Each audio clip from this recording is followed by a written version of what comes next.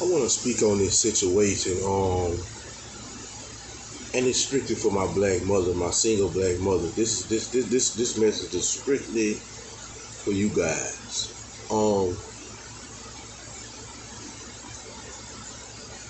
I was spending time with my nephew the other day, and he went over to one of his cousins' house, and his cousins they lost their father. Amazing guy. He was my cousin, amazing dude. They lost their father, and now they're being raised by their grandmother.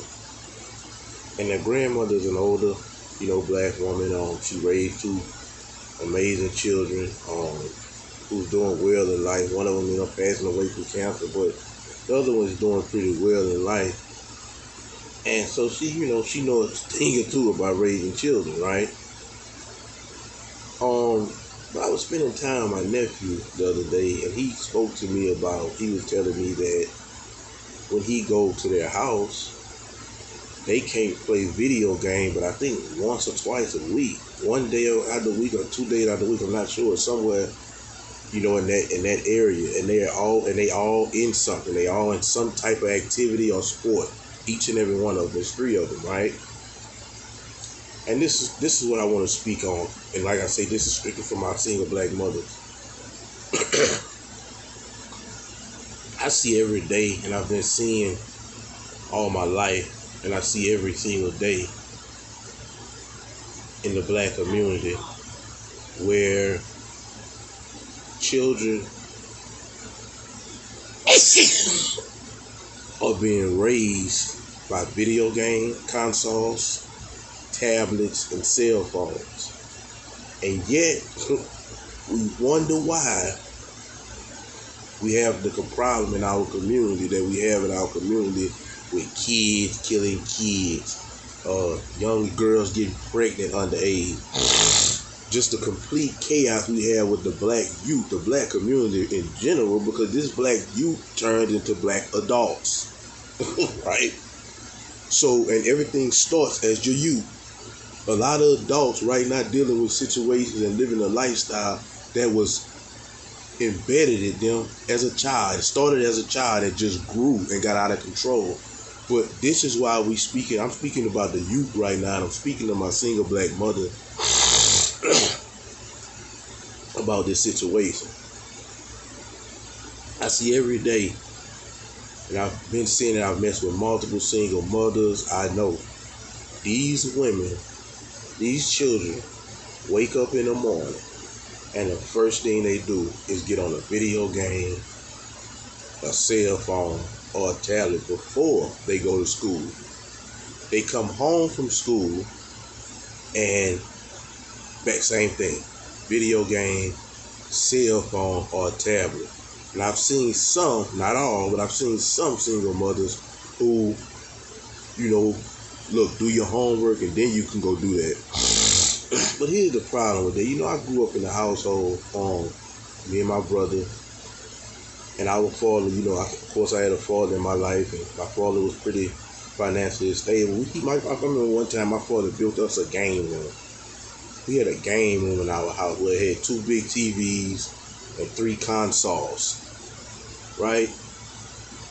And me and my brother still every day was get out doing something, go and play basketball.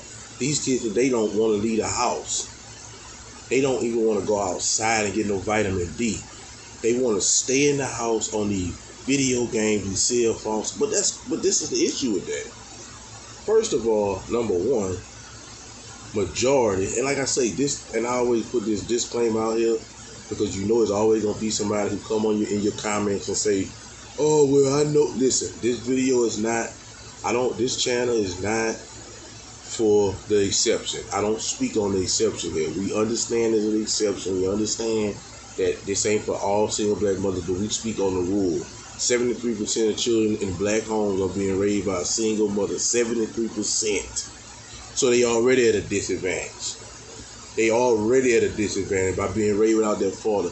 They already playing with a short deck. They don't have 52 cards, whether it be man or girl, but especially these young men. So They wake up in the morning, they get on these cell phones, these devices, go to school, come home and do the same thing. No structure. No structure. Anything to get them to leave you alone.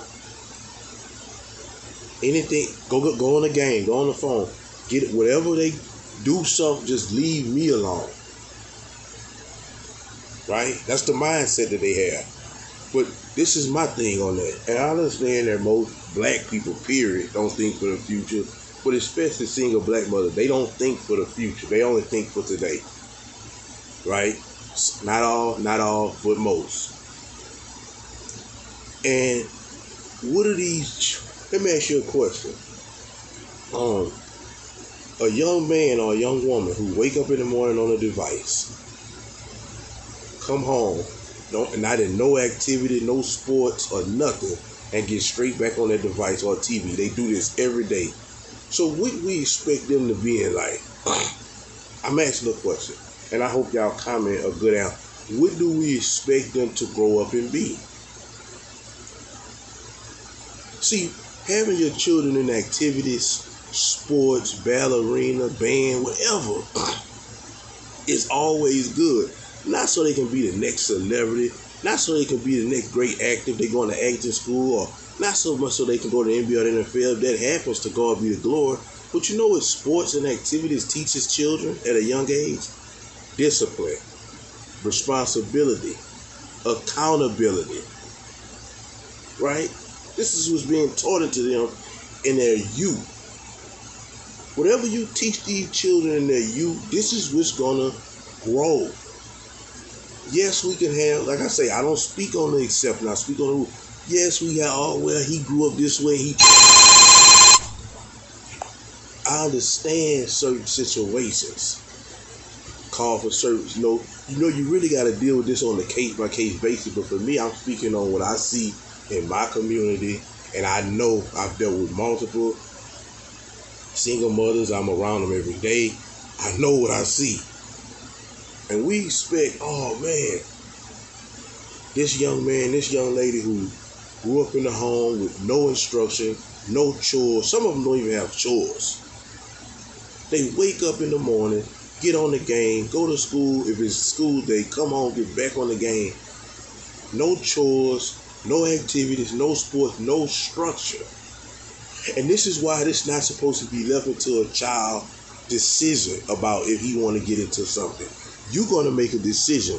Okay, if you don't like football, you want to play basketball. And it's not about you, like I say, it's not about you going to a next level, excelling in these things. It's about teaching you at a young age accountability, responsibility, and discipline. We don't teach these kids that today in the black community. Single mothers is not teaching that. They're making bad decisions. And like I say, when it comes to them making bad decisions about who they let inseminate them, I know what people gonna say. Oh well, it's on the dude too. Well, listen, let's get this understood. Most of these women, let's be honest about it. Most of these women, they know who they was being inseminated by. It wasn't like, oh, they got a guy who was working at a great company. He was an entrepreneur.